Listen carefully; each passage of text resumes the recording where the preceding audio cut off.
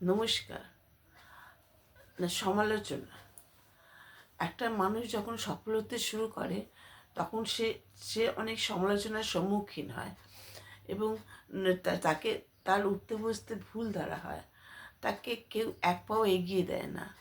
যখন সমালোচনা হয়, সফল মানুষটি অনেক সাবধানে পা ফেলে এবং সমালোচকের বিদ্রূপ মন্তব্যগুলোকে হয় তার পথেও, এবং সমালোচকের বিদ্রূপ মন্তব্যকে বিশ্লেষণ করে সে আরও সঠিক পথে চলতে শুরু করে, যাতে তার সফলতার ভিত আরও সুদৃঢ় হয়।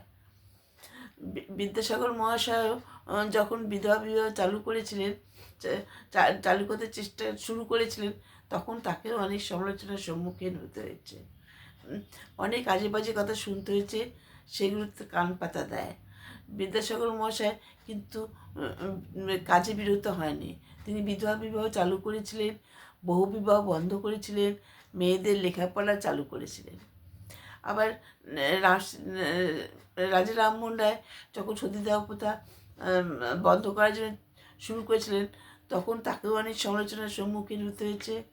সমাজের ব্রাহ্মণেরা তার বিরুদ্ধে সোচ্চার হয়েছিল, তবুও তিনি বিরত হননি, সতীদাহ প্রথা বন্ধ করেছিলেন। সমালোচকের দল সফল মানুষদের আর অনেক কঠিন করে তোলে বলেই তাদের সফলতা পাওয়া সহজ হয়।